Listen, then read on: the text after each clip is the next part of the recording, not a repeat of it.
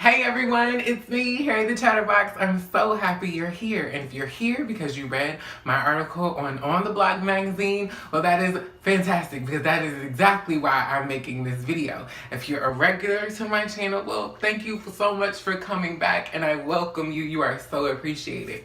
If you want to check out the article or just on the Blog magazine in general, head down to that link in the description box below.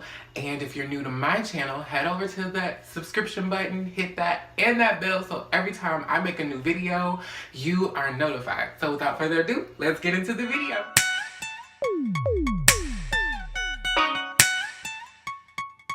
Yeah. So, of course, I'm talking about Sex Education, the new British comedy on Netflix. It's about 3 teens that are navigating the world of sex and the brevity it holds when you start to become a young adult. So basically, Otis is the main character, I guess, if you will. He is the child of sex and relationship therapists and of divorced sex and relationship therapists. That is very important to know because that shit is wild. But anyway, he is the child of divorced sex and relationship therapist, and basically he falls in the way of his parents advising other people about how to have better sex. He just does it on his high school campus. And the reason he ended up falling into it is because Maeve, the campus bad girl, has figured out and exploited Otis's gifts for being able to talk people into communicating and essentially having better sex. So Otis handles all kind of clinics, as they call it on the show, basically advising students confidentially all over the campus, mainly in an abandoned building on campus, and giving them the best advice they need so that they can get it on. 2 cases specifically that I loved was first, Lily. She is the virgin that just wants to get rid of her virginity.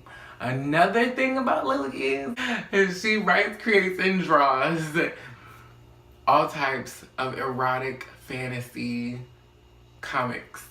And mostly they're about an alien woman that just wants to get dick for the first time.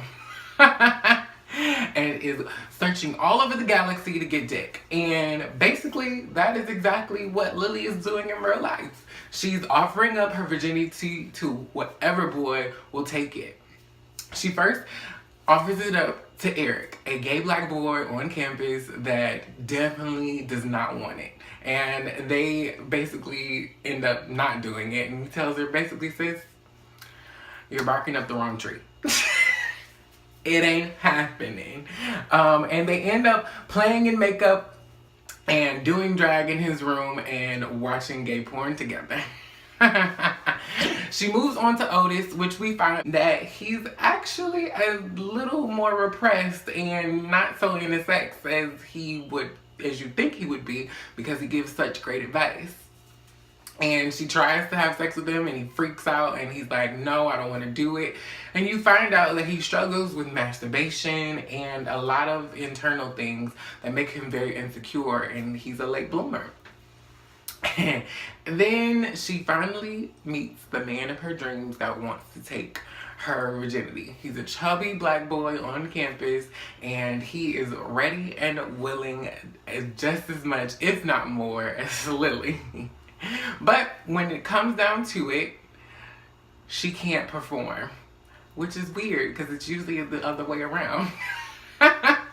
In the middle of this crazy fantasy of sex that she has created in her room with white streamers and balloons and costumes, and we're like in full on like role playing at this point with this sex that she's, virginally gonna get rid of. She's a virgin. She's doing role play already. It's amazing because I'm still not there and I'm 25. But she's gets to that point and she cannot perform. Her vagina is just closed like a clam and it is not opening. And apparently it's like a thing that is kind of common, or not so common, but it's known to happen before. So She goes back to Otis for sex and relationship help. And basically, she figures out that she just needs to let go of control. And Otis even asks her that. He's like, why are you so willing to get rid of it? Or why are you so adamant about getting rid of it? And she basically says that she wants to get rid of it because she doesn't want to be the last one to do it, and she doesn't want to get left behind. Basically, she doesn't want to go off to college and be the girl that never had sex and then never had sex because she's never had sex. And it's quite interesting because I relate, well, not I, but I have friends that can relate, and I know of people that can relate to this because they got rid of their virginity simply because everyone around them was having sex. When you're in high school, it's all you ever talk about. You know who's having sex or you know who's not having sex, and you're, telling rumors about each other because you're having sex. And so it's really relatable because everyone's been here before with the peer pressure of being sexually active and everything that entails losing your virginity, and when you should lose it, how you should lose it, and who you should lose it to, and even if it matters that you lose it early or later in life. The next one that I appreciated was the lesbian couple on campus. And basically, they're just not having good sex at all. But it's deeper than just the sex. Essentially, one of the girls that is not enjoying the sex is because she's not in love with her girlfriend. Her girlfriend has been there for her through so many things, including they came out together. They've been together for quite some time and they've been through a lot of stuff. So Otis understands that the reasons why she's staying with her girlfriend, but he ultimately tells her that she needs to be honest with herself and also be honest with her girlfriend about how she feels and where they are and how they just need to be friends and how that's how she sees her. So this was also relatable to me because I've been in a situation before where I stayed in a relationship simply based off of history, not based off of the person themselves. And even in this situation where the girlfriend had done nothing, but my boyfriend was trash. And it took me down a place where I was unhappy because I shouldn't have been in a relationship any longer. And so you kind of have to understand that history doesn't make a relationship, and history doesn't define why you should be in one. You can always cherish the moments and cherish the memories, but essentially, if it's not meant to be, it's just not meant to be. So I really like that. And then there are also other dynamics with some of the other characters, like Maeve. Maeve's storyline is a very interesting one because she is basically a teen on her own. Her mother is a drug addict. Her brother is in and out of wherever, going overseas, coming to the United States, all types of shit. And so she's on her own trying to make ends meet and trying to make money for herself and keep herself afloat. And she gets pregnant because she was sleeping with the all-star athlete in school named Jackson. He's a black boy, which he was a cute black boy too. I didn't appreciate the fact that they had him wearing contacts, but that's another... that is another story for another day. That's a different video, y'all. But essentially, he and Maeve made a baby. Maeve did not tell Jackson, and she went and got an abortion. And it shows a part of the show, shows a part of how Otis ends up helping the protesters outside of the abortion clinic. But the thing about it that I like most is the fact that Maeve actually went through the abortion, and she went through it with another woman that had gotten several, and how they treated her when she got, this is like maybe her third abortion. And the reason I enjoyed it was because you never talk about, or we never talk about, the woman and what they go through. Maeve is a girl on her own. She doesn't know where she's gonna get her next meal from. She doesn't know where she's gonna get assistance from. And she basically has nobody to help her with this child that she may have ended up having. And so we never talk about what the woman goes through. We always talk about the baby and how it's a life and what should be done. But the reason there's a pro-life and a pro-choice is because everyone should have the choice, or every woman should have the choice of the autonomy of what to do with her body and whether she wants to bear children. Because y'all don't be worried about the baby after it's born. Y'all don't be worried about the baby if it's black. Y'all don't be worried about the baby if it turns out gay or Muslim or whatever the fuck. Y'all just want the baby to be alive because it's a life in your eyes. And that's fucked up. Because you're not worried about the person or the people or how the mother is going to take care of it, even though she doesn't have a way to take care of herself. But just simply that the baby is born and alive. And that's fucked up. Because y'all don't be concerned about it after it's born, or what or where life takes it after. So I appreciated it in that fact, and I appreciated the woman, the character that she had the interaction with. It was very interesting because she said, I never regretted the babies that I didn't have. I always regretted the children that I did, because I always wonder if they think I'm a good mom or not. That fucking, I was like, bitch, come through. Somebody said it. Somebody needed to say it. Cause what? Like, you want to force these women to bring these children into the world, but you don't even know if they have the capabilities of being a mother, the basic necessities to be a mother. Like, what's up? But anyway, so I enjoyed that about Maeve. And Maeve is an extremely brilliant character. She's very smart, and she uses her wit and her ability to, you know, be kind of cunning and low-key manipulative to get by in the world on her own at 17. So kudos to her.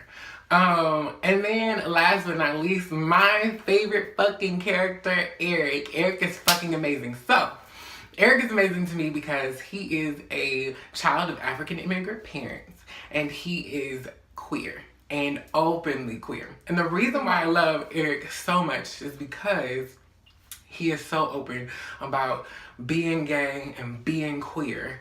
And it's not your typical black gay boy in this series, and he's like on the down low and doing sneaky, shady shit on the side, going behind his parents' back, doing shit that could possibly get him killed.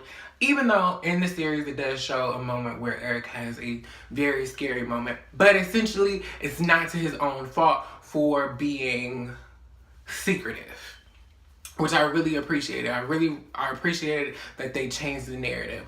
What Eric does in this series is show the difference between tolerance and acceptance. And he shows it because Eric's queerness and his gayness and his openness is a point of contention for he and his father. And Eric and Otis are best friends, and they go out to go see Hedwig every year for Eric's birthday. And Hedwig is a Broadway play. The main character is a drag queen. He wears this big flipped up hair and you know, really, you know, dramatic makeup and, you know, short skirt and boots and denim. Like, she's that bitch. So Hedwig was also played by Tay Diggs, but that's also another conversation for another video. But essentially they dress up as Hedwig every year and they go to see this movie. Well, Eric didn't go with him this year because of clinics, and he got sidetracked with Maeve. And so he left Eric to go off by himself, and on Eric's way home, he gets gay bashed and he gets attacked. And the point of contention comes in because when Eric goes home to his family with the bruises on his face and the cuts and the scrapes, his father says, if you're going to be this way, you're going to have to learn how to be tougher. And it is so sad because Eric is already upset with Otis because he wasn't there to be with him to try to protect him. And then you go home to this family that, even though they love you and they want the best for you, they don't really know how to deal or to cope with their own internal issues or insecurities with you being who you are. So rather than being sympathetic to what you've gone through, they tell you just to tough it out because you chose this life. So now you must deal with it, essentially is what he said to him. And it resonated so much with me because I don't have a relationship with my parent. So to even see parents be tolerant, while it is so refreshing to see in, on media, it is also very frustrating because they're right there at the point of acceptance, but they haven't quite gone over yet. And eventually Eric teaches his father acceptance, and he teaches his father that this is who I am. And it all comes from him and this attack and what he's gone through. And he goes to the school dance and his traditional African headdress and this bomb ass tailored suit with this like popping ass print and color, like it's just everything. And he goes out with, his face beat down for the gods, like everything. He's everything that he ever wanted to be. And he tells his father, I can't be myself if you are always scared for me, because I'm already scared. So if you project your fears on me on top of my own fears for myself, I'll never get anywhere. And so essentially his father learns that accepting Eric for exactly who he is and understanding that this is exactly who he is and nothing is changing and he will always be himself and he will always be his child, he must also be strong and be there for him and go be sympathetic and go through the trenches with him because he's all he got. That's all the family that he has. And it really struck a nerve with me. It was really like a emotional moment for me. I did get a little teary. I didn't cry because I'm a sensitive bug. So I didn't cry. But I was almost there. So that's it for me. I fucking love this show. It was so good. In the comments down below, tell me if you watched it. Tell me, the characters that you appreciated and liked. There were so many other things in this show that we could talk about, like the revenge porn and all types of shit. And, oh yeah, Eric falls in love with the fucking school bully. Like, let's talk about falling in love with DL boys down in the comments. Because, sis, I know we all got a story. I know I do. I have a couple. But, I've since grown up and since moved on. But definitely hit me up in the comments down below. I thank you guys so much for watching. You are so great and amazing because you could have been anywhere else on the internet, but you decided to watch me. Bye!